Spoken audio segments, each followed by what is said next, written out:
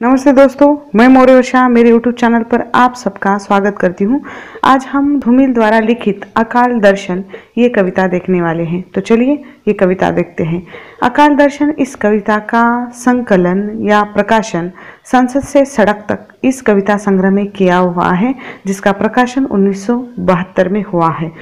कविता की व्याख्या इस तरह है कि पहली पंक्ति में भूख कौन उपजाता है, यहाँ से लेकर जनता के हित में स्थानांतरित हो गया, यहाँ तक की व्याख्या इस तरह है। प्रश्न जिज्ञासा तभी जागृत होती है जब परिस्थिति परिवेश की विसंगति विद्रुपता की विकटता चेतना को झकझोर देती है। अब भूख का प्रश्न युगों युगों से उठता रहा है और युगों के अनुरूप ही उसका वैचारिक एवं व्यावहारिक समाधान भी होता रहा है। भूख एक ऐसा शब्द है जो प्रासंगिक एवं सांकेतिक संदर्भ लिए हुए भौतिक और मानसिक आवश्यकताओं और अपेक्षाओं को समेटे हुए अनेक अर्थ संकेत देता है। किंतु यहाँ अकाल दर्शन रचना में कवि धूमिल ने नए युग संदर्भ में भूख की वैचारिक संभावनाओं को लेते हुए सामाजिक दर्शन में उसके दुष्परिणाम को अभिव्यक्त या अभिव्यंजित करने का प्रयास किया है। शासन प्रशासन और जिम्मेदार नेता से समाज के रूप में वे अपनी बात रखते हैं। यहाँ चालाक आदमी ही उत्पन्न सभी प्रश्न समस्याओं के लिए जिम्मेदार ठहराया गया है और फिर भी वह प्रश्नों के सामने से सदा भागता दिखाई देता है। कवि उसी से प्रश्न करता है कि भूख कौन पैदा करने वाला है, यानी भूख पैदा करने वाला कौन है। क्या वह इरादा जो प्रोत्साहित करता है, बुनियाद बनाता है, अथवा वह घृणा जो आंखों पर पट्टी बांधकर सब कुछ अनदेखा करके जीवन की संभावनाओं को घास की सटी अर्थात जो धनियारे बाजार में तुच्छ कीमत पर छोड़ आती है। बताओ, ये प्रश्न कवि ने किए हैं उस चालाक आदमी से जो इस अकाल में अपने आंखों पर पट्टी बांध कर रहता है। बताओ, भूख का मूल कारण कौन है। लेकिन मेरी इस बात को सुनकर वह चालाक आदमी, मेरी यानी कवि की बात को सुनकर वह चालाक आदमी, या चालाक आदमी के पर्याय रूप में हम ले सकते हैं कि राजनेता, प्रशासक अथवा धर्मगुरु। चालाक आदमी कौन है? एक तो राजनेता है, प्रशासक है या शासन करने वाला, या धर्मगुरु है। वह कुछ भी नहीं बोलता। उसने गलियों, सड़कों और घरों में बाढ़ की तरह बहुतायत से भरे हुए बच्चों की ओर मात्र इशारा किया और हंसने लगा। इसका तात्पर्य यही है कि चालाक आदमी बच्चों के रूप में आगे आने वाली पौध को बहा के अपना उल्लू सीधा करता है और इन्हीं बच्चों को भूख या अधिक भूख का कारण बताता है। किंतु समाज की भूख का कारण बच्चों का होना बताया जाना रचनाकार को नहीं रुचता। वह भूख के जिम्मेदार माने जाने वाले चालाक आदमी का हाथ पकड़कर बताता है कि बच्चों का अधिक होना तो बेकारी के कारण ही होता है।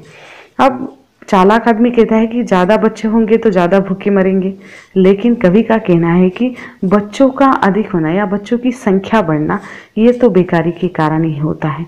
खाली समय में बैठे बैठे बच्चों की बरकत होते जाना स्वाभाविक बात है, इस पर वह सहमति भी जताता है। इस बात की बेकारी के समय में जनसंख्या बढ़ती है वे लोग भी मानते हैं जो तरस खाकर दया करुणा से प्रेरित होकर खाने के लिए रसद या खुराक देते हैं।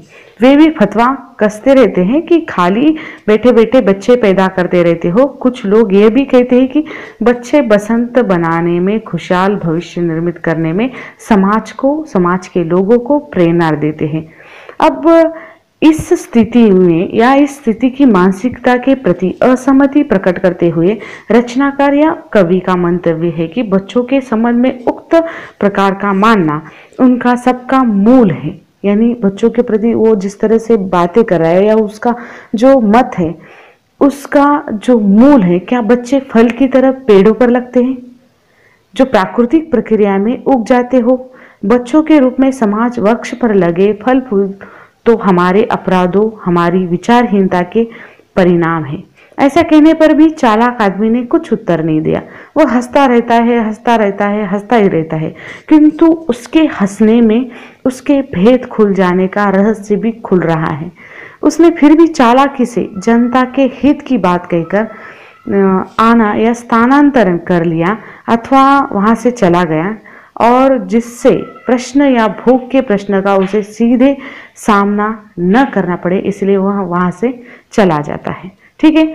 आगे की पंक्तियां है कि मैंने खुद को समझाया यार, यहाँ से लेकर कोई चेतावनी नहीं है। इस पंक्ति की व्याख्या इस तरह है कि तभी कविता प्रभाव में अचानक एक मोड़ लेती है, कवि अलग दिशा से सोचने लगते हैं और संवाद बाहर न होकर स्वयं से होने लगते हैं।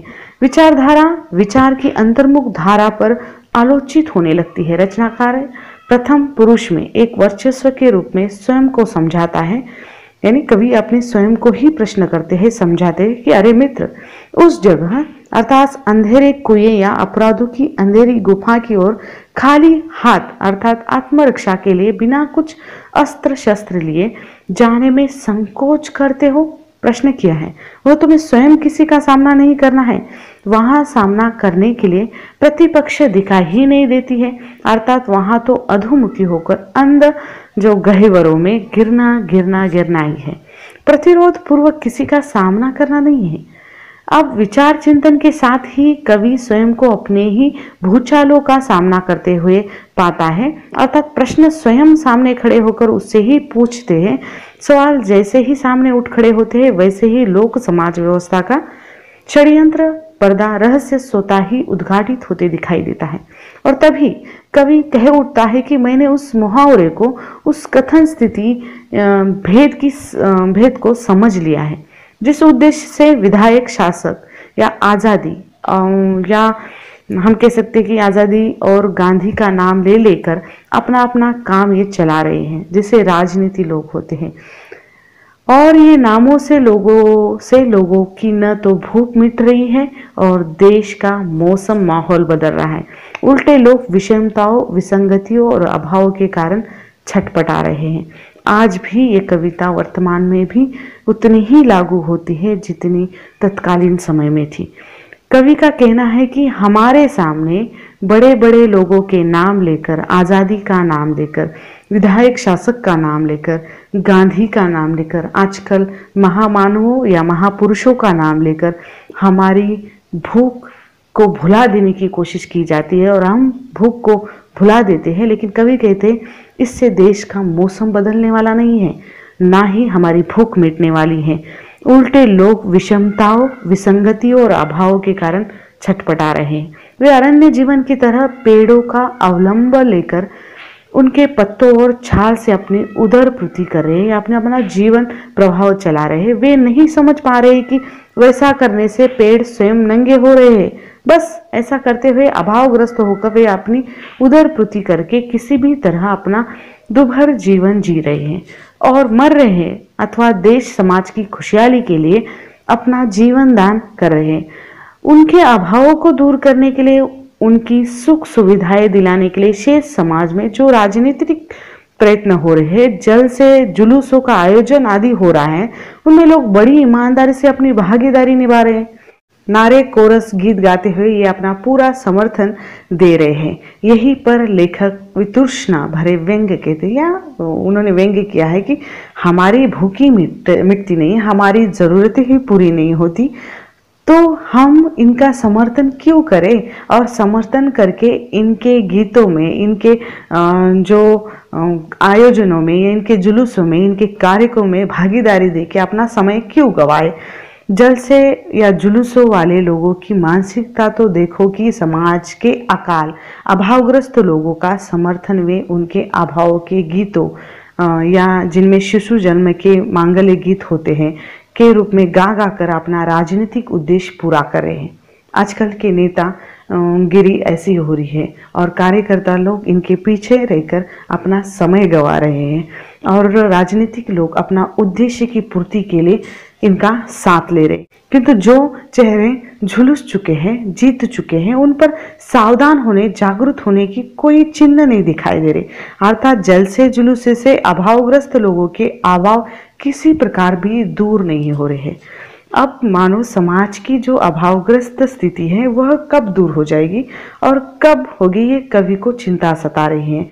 आगे की पंक्ति है, मैंने जब भी उनसे कहा, यहाँ से लेकर उन्हें पानी ने मारा है, यहाँ तक की व्याख्या इस तरह। प्रश्न एवं चिंतन की, प्रभार की, शासन और प्रशासन के जो पॉइंट पर केंद्रित करने पर शासक, प्रशासक और राजनेता को बहुत परेशानी का सामना करना पड़ता है।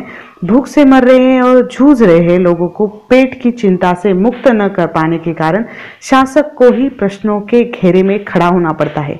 इसलिए वह इस प्रश्न को उठाने वाले को सदा अवरुद्ध करना चाहते हैं।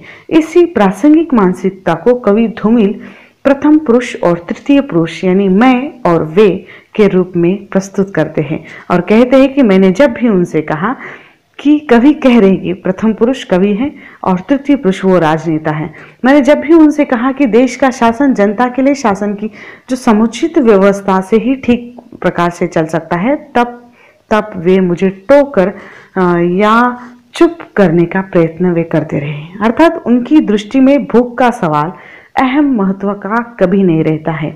सच तो यह है कि शासक या विधायक अपराध के सही बिंदु पर पहुंचने के प्रयत्न को सदा नाकाम करते रहे हैं। यही नहीं, उनके पक्ष के समर्थक ही अधिक उसमें मिल जाते हैं। ऐसे जंगल राज जिसमें बड़ी ताकत छोटे अस्तित्व को निगलने की होती है, खा रही है, जिनको व्यवस्था के भेड़ियों ने आधा खा खाकर अत्यंत दीनहीन, निरुपाय या पराश्रित कर दिया है और उन्हें एक निरुपाय बना दिया है, दीनहीन बना दिया है। वे सब इस जंगल राज की तारीफ कर रहे हैं। वे लोग निश्चय करके मान बैठे हैं कि ताकतवर बड़े ऊंचे भाग्य से ही होता है, जन्म से ही ऊंचे हैं। उनका सामना करना, प्रतिरोध करना संभव नहीं है, यानी हमारे बस की बात नहीं है। वे आश्रित लोगों पर पूरी आस्था के साथ मान बैठे हैं कि भारतवर्ष नदियों का देश है, अर्थात पानी ऊंचाई से नीचाई की ओर ही बहेगा। हमारी नियति में आश्रित बने रहना ही है। उन लोगों की ऐसी मान्यता ही उनकी चेतना की हत्या कर रही है, अर्थात उनको किसी प्रतिरोध के लिए तैयार ही नहीं होने देती। उनका ऐसा पानी ही उनकी मारने का कारण बन चुका है, यानी प्रतिरोध करने के लिए हम तैयार ही नहीं है, ऐसा कवि का मानना है।